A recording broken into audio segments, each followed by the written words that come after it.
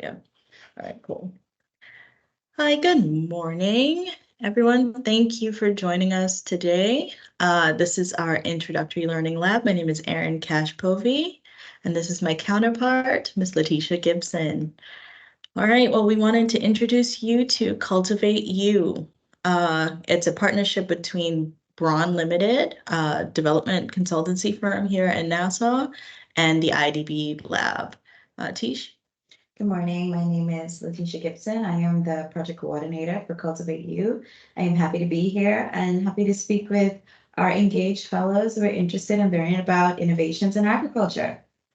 Right, and so we'll tell you a little bit today. We're just going to tell you a little bit about CultivateU, our ethos, what our plans are going forward, and get you ready for the Learning Lab series that will be starting or be offered every Tuesday for the next 6 weeks. So I will share my screen with you, if you'll just hold one moment, and we'll let you know about that.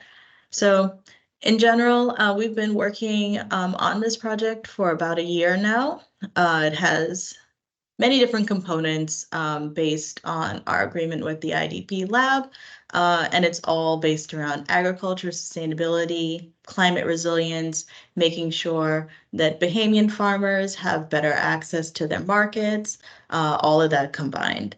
And both Letitia and I have backgrounds in agriculture. Letitia is a big fan of plants and plant life. So Tish, while I bring this up, would you like to let everybody know a little bit about your background? Yes, that is no problem. So I attended the University of the West Indies in Jamaica. Initially started the program of biochemistry, and I gradually transitioned into plant science because I fell in love with the terrestrial environment, also the marine environment as well. But what I loved the most was the sustainable agricultural economy that Jamaica employed, being able to, feed themselves. They had their own dairy productions. A lot of the stuff that we would import in the Bahamas and depend on foreign countries for, the Jamaica was very self-sustaining in that way. And I used to go to the markets like every weekend and shop for local produce.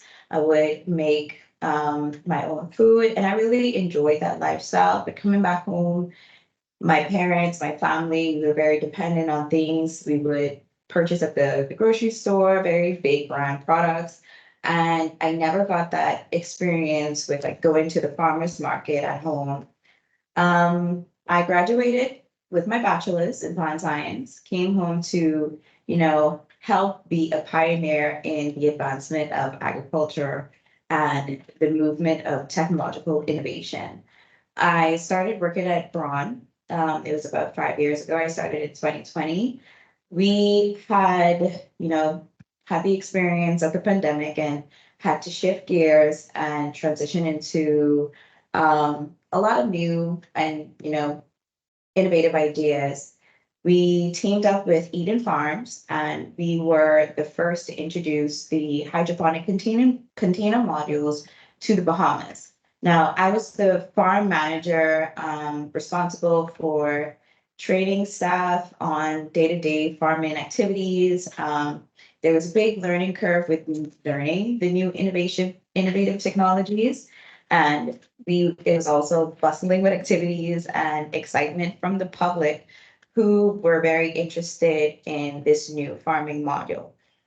Now, with that in mind and having that experience under my belt, I have also worked with a lot of different farming organizations, communities, nonprofits, government organizations, and also private entities who would help share or spread the knowledge or the importance of having sustainable development and advancement in agriculture, and why that's important for food security, why it's important for in advancing the economy, and why it's important for just, providing a self-sustaining lifestyle for Bahamians so that we won't have to depend on food imports and we can expand our agricultural industry.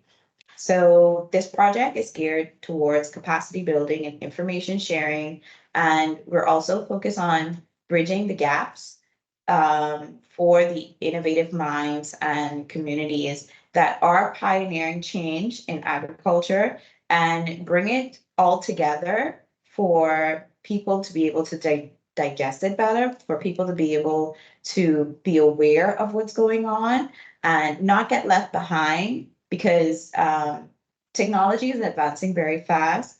We have integration with artificial intelligence, we have precision agriculture, we have a lot of machinery being developed that are useful for increasing your yield, improving your production rates, and also improving your business model as a farmer and agribusiness owner. So the purpose of this project is to share that information with the farming community, marginalized farmers, marginalized business owners, persons of rural communities. We also have a focus on female farmers and agribusiness owners. And we are teaming up with several trailblazers in the field of agriculture to make this project memorable and also have a long-standing impact on the community within the Bahamas. Thanks, Tish.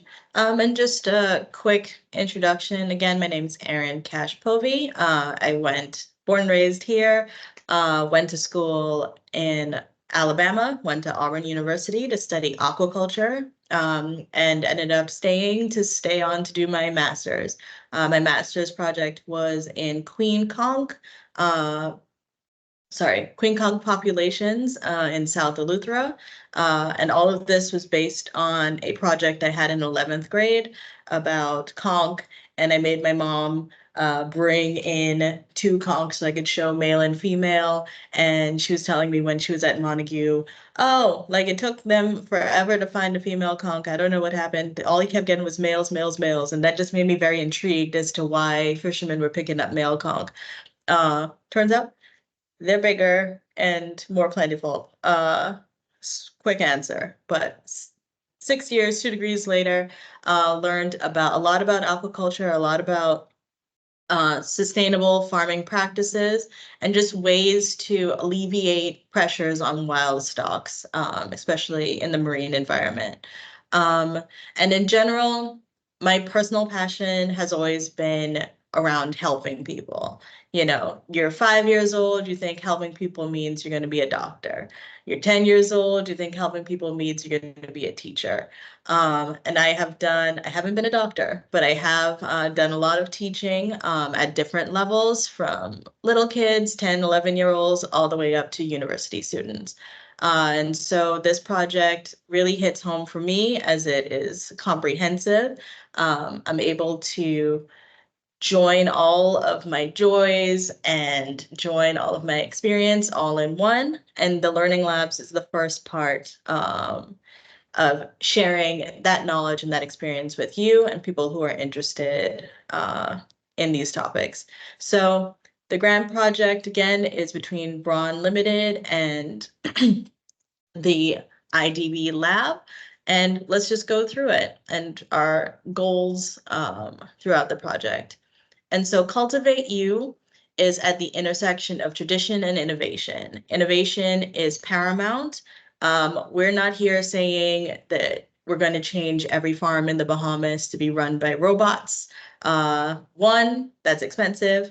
2, that's not sustainable, right? That's not what we're trying to do. We want to help Bahamian people come back to the land, understand where we get our food from, making sure that transfer from farm to table is as short as possible so we have more nutrient-rich food, helping to change the culture from young children all the way up to adults in terms of what they desire, understanding seasonality, all of that is a part of CultivateU. This Learning Lab series is around agriculture. It's also around sustainability. It's around ecology. ecology. It's around best practices. And so throughout the weeks, you'll see different courses offered, and these courses will offer new innovations that you might not know exist, right? We actually have interns as a part of our overall project goals. And so last year we had over 20 interns come through Bron, and they all got different experiences with this project with the IDB Lab in Bron. And we actually were able to take them to some farms that are a little bit more innovative in Nassau. And again, these are between high school and college students.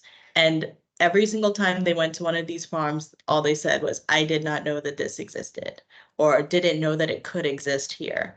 And so hopefully this project will open a lot of eyes as to what is possible. And by finding new possibilities, we work towards our tagline here at Bron, making paradise possible. And we want to make paradise possible for everyone. Right. So Tish, would you like to talk about the education? Sure. Okay.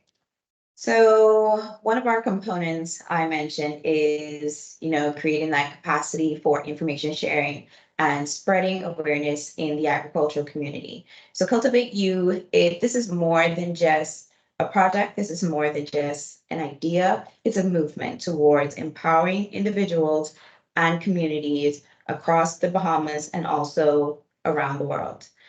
Through a series of targeted workshops, webinars, and hands-on training sessions, we are committed to expanding knowledge and skills. Now, there are a few training modules that we will focus on in the initial phase of our project launch. Some of those include ecology for action, also greenhouse design. There's also closed system farming, agriculture innovation, and also green technology. So we're talking about renewable energy systems and how those can be integrated into agriculture models, and also talking about a little bit about precision agriculture. So our main goal is to nurture the new generation of eco-conscious individuals and equip them with the tools that you will need to thrive in a sustainable world. Great, thanks, Tish.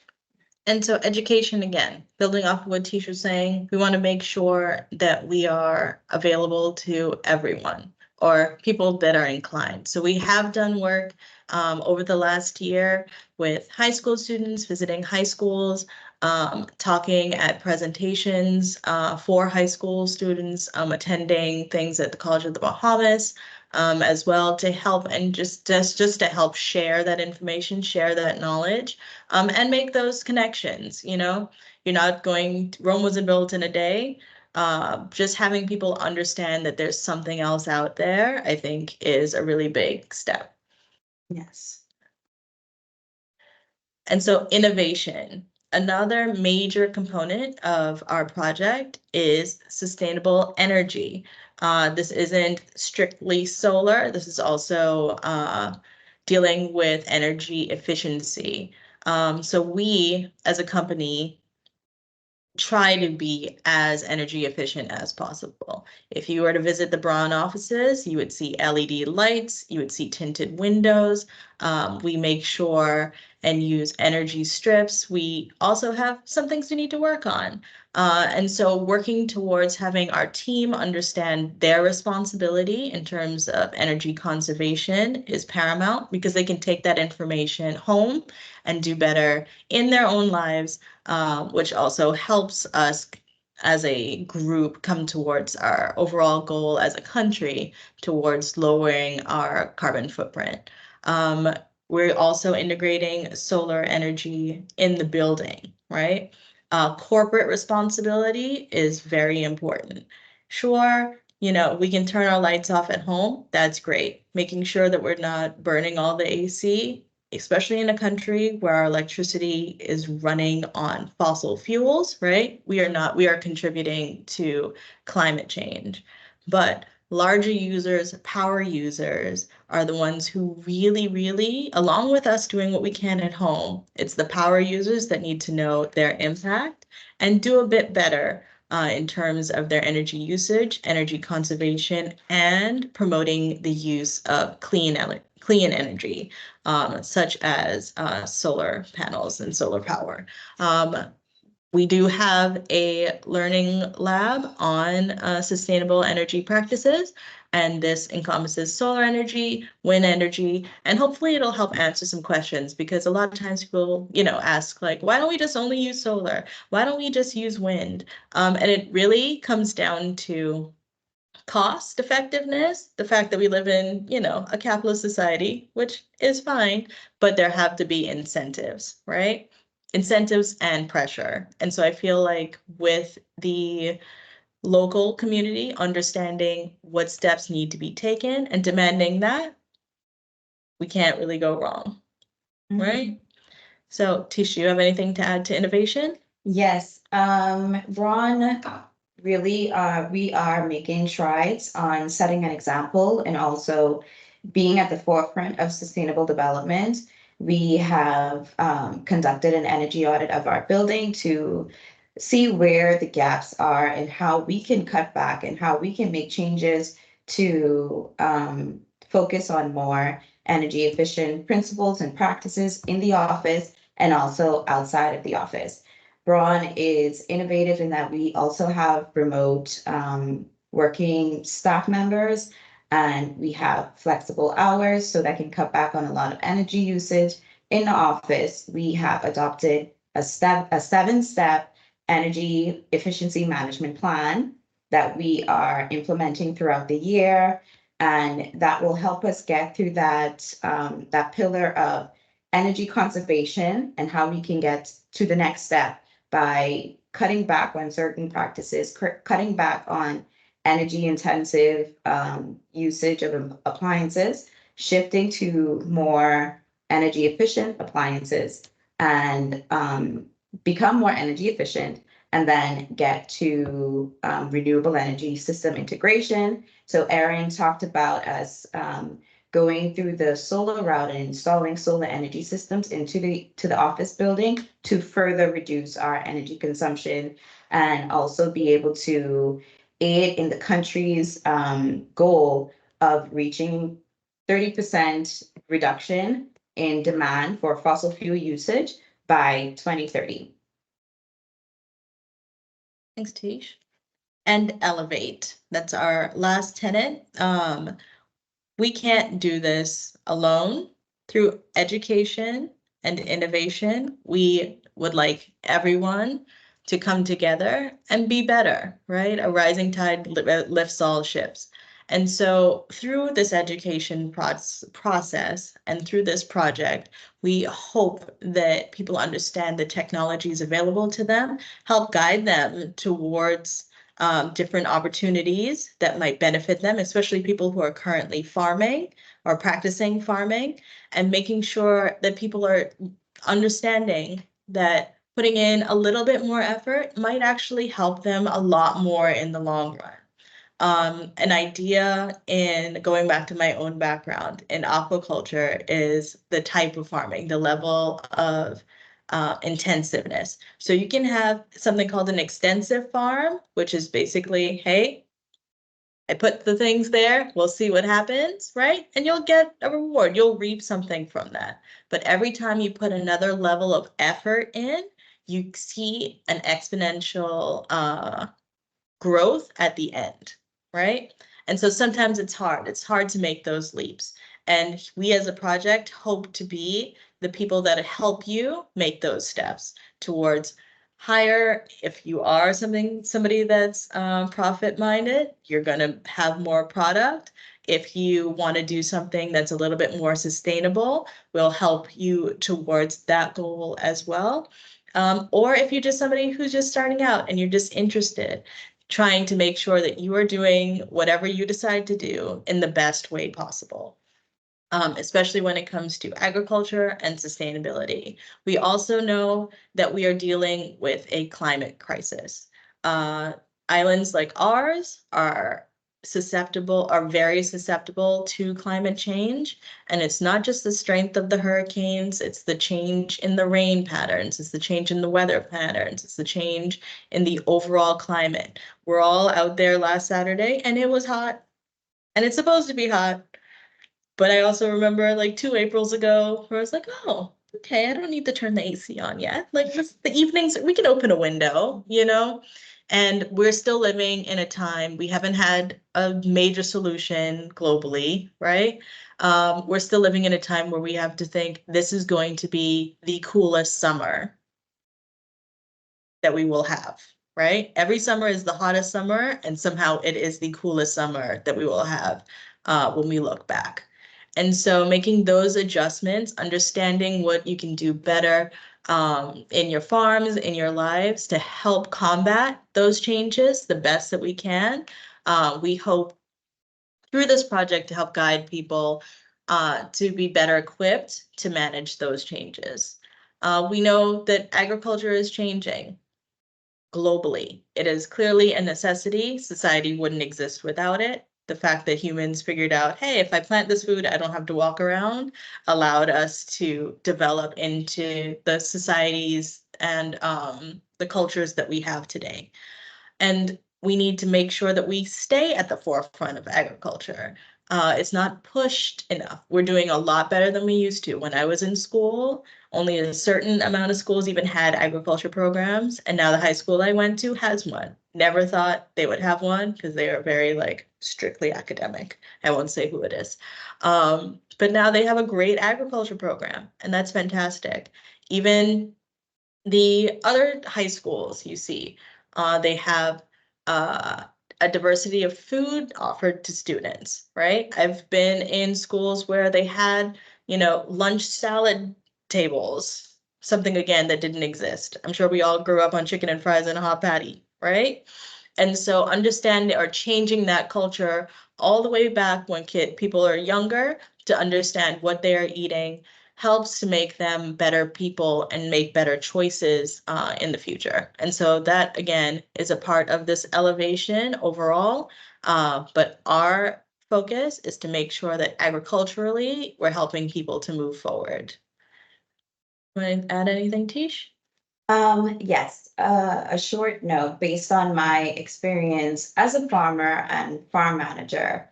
Um, we speak about elevate, and you may be a farmer or may know of a farmer who already have a successful business model, or you may already have a green thumb. You have no qualms with growing and creating successful crops and producing high yields, but from my experience, an elevated farming business model is being able to sell all of your crops.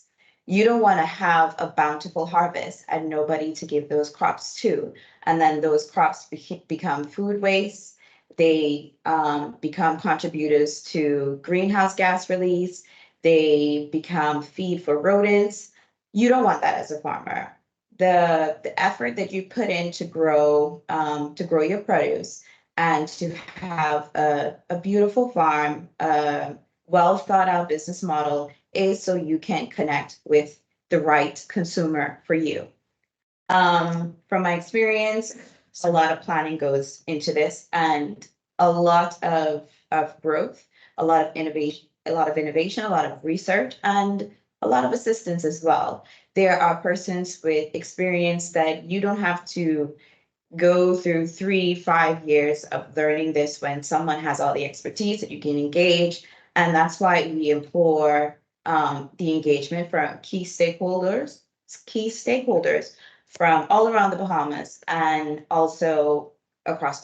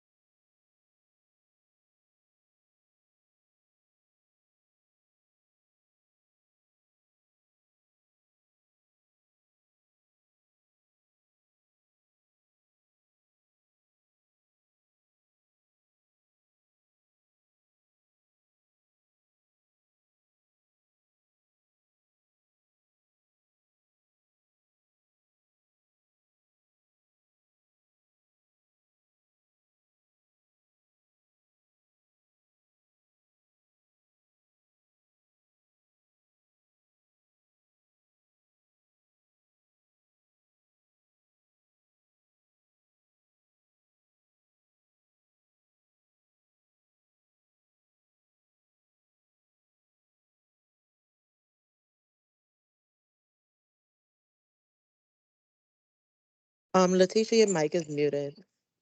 I think she's saying, or somebody mic muted. She said she can't hear anything. Check the chat. Sorry.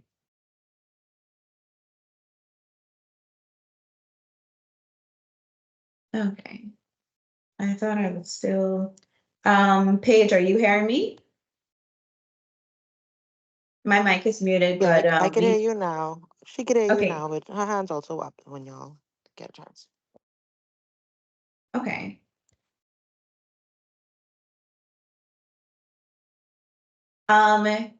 Christian, do you have a question, or you do want me to repeat the note that I made?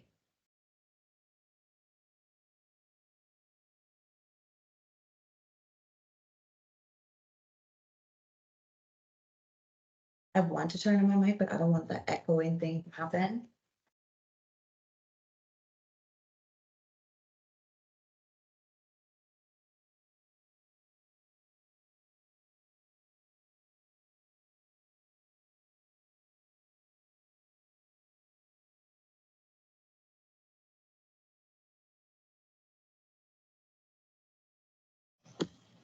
I am so sorry about that. Good. Okay. So in terms of Elevate, I spoke about my experience as a farmer and also a farm manager. One of the biggest challenges that I have seen over the years through my experience as a farmer and through visiting other farms and, volunteering and interning in different areas of Jamaica, the Bahamas, and also in New York, there's a lot of food wastage because no matter how successful you may believe your business model may be, no matter how much of a green thumb you have to be able to plan ahead and have almost a foolproof business plan to make sure that you are connecting with the right consumer for you.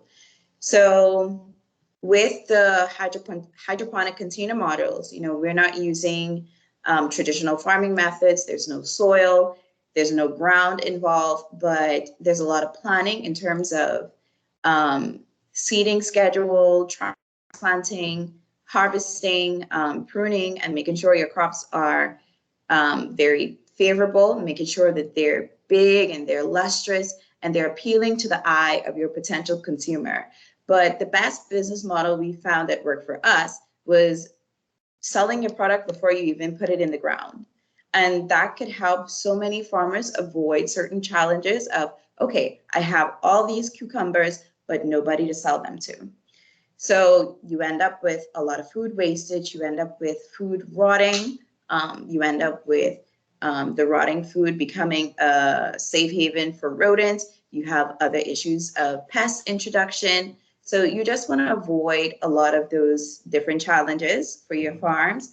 I found another key method that I used was keeping an issue log of my farm. So there is a big importance of metadata management for farms, and that is one of the key use integrations that we want to launch with our digital data platform that is going to be a part of this project. So we have our farmer survey that is on its way to be disseminated. We want to hear from farmers across the Bahamas. We want to hear your experiences. We want to know your challenges. We want to know how can we help you elevate to the new business model? How can we help you elevate and grow your farm, to grow your agribusiness, to help you get funding, to help you integrate the advancement in technology that we will be teaching in our training modules. We want to make this project for you. It's not for us. We want to make sure that we are doing the best that we can to help with our focus on marginalized farmers. So please look out for the farmer survey and please enjoy our training modules. We'd love to get insight from you and learn as well as, help you grow.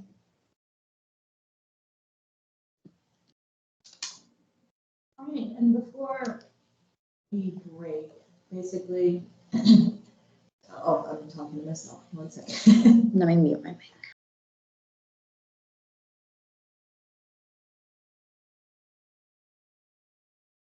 Thanks, Tish. And I know we had a few people join midway through, and thank you guys for joining. We appreciate you guys being here. So we just went through what the overall project is about. We're making sure that farmers, farming enthusiasts, people here in the Bahamas have access to education around agriculture, sustainability, especially around climate resilience, making sure that your farms, people that you know that are farming, are able to make great choices for themselves as well as adjust. Maybe you learn something new. We will, again, be offering the learning labs for the next 6 weeks with different topics, excuse me, over that time.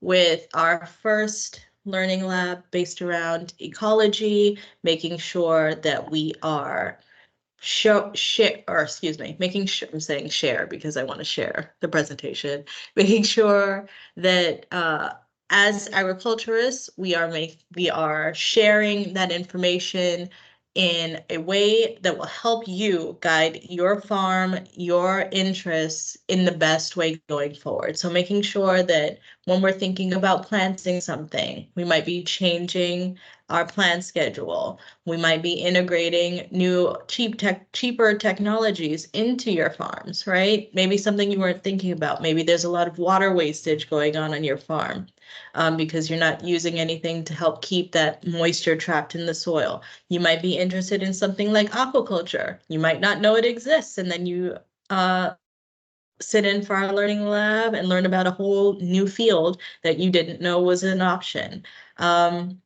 We also will have classes in green technology based around energy efficiency. So this is your solar wind, the whys and why nots, and the hows, right?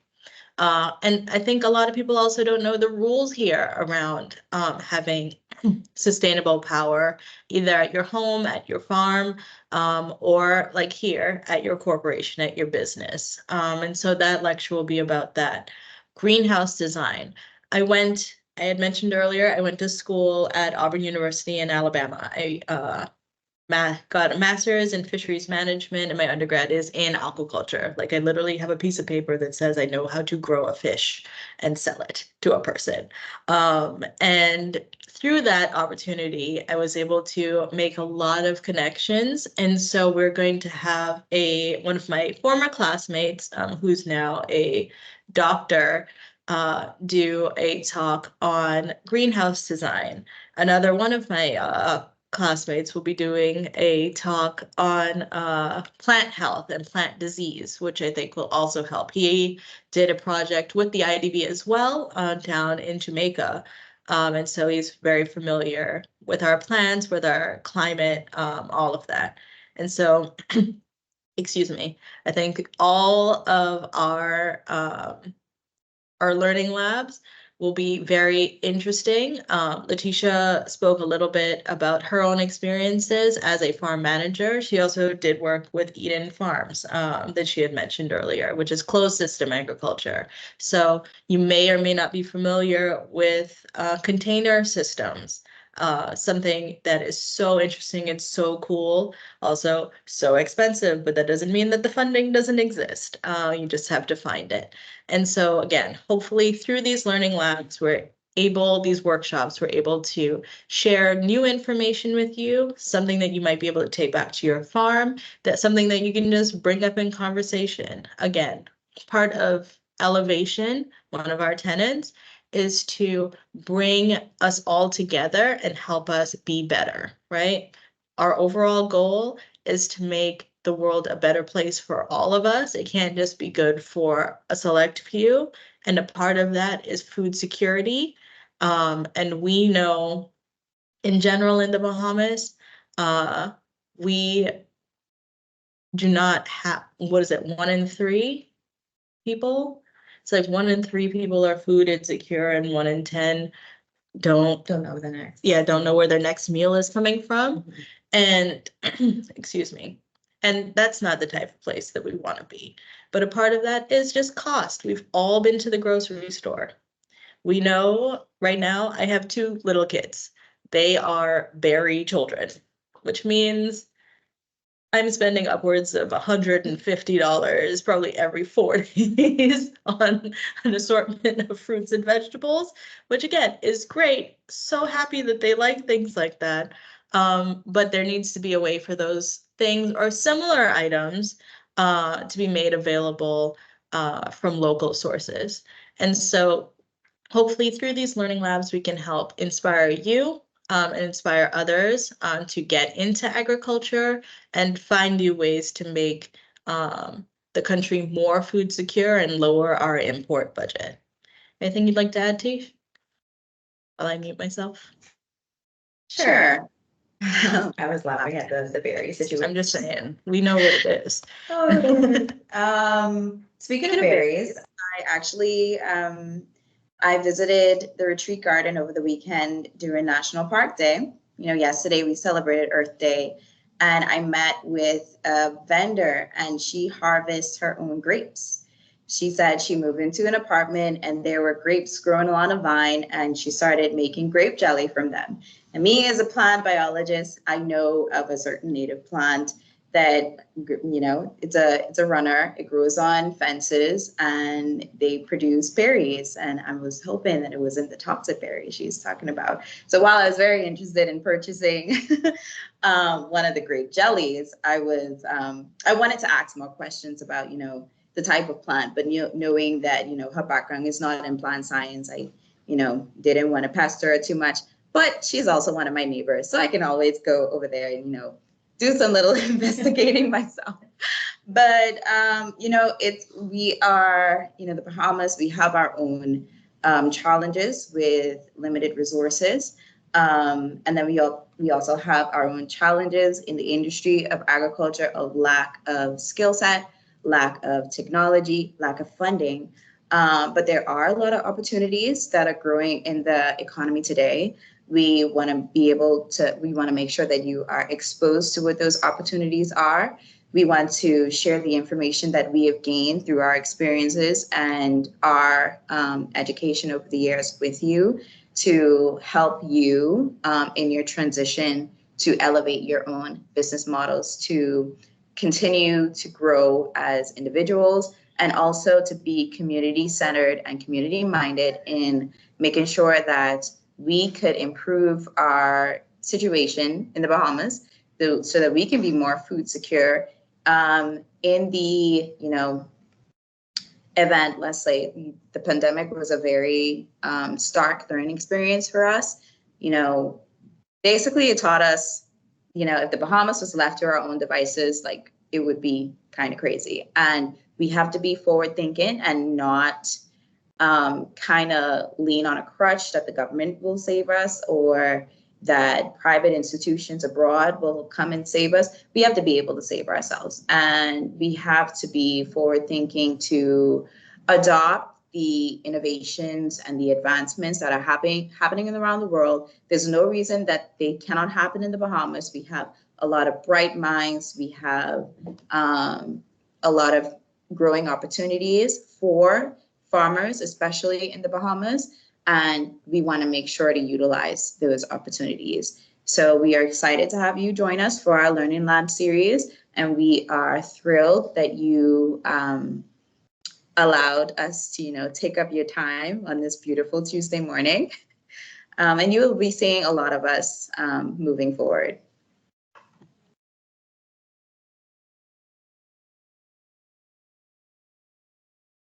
All right, yeah, so if there are any questions that you guys may have, please feel free to share them in either the Q&A section if you have access to that, or in the chat, or you can just raise your hand if you have any outstanding questions. But we really look forward to you joining our Learning Lab series, and, you know, tell a friend to tell a friend. The more the merrier.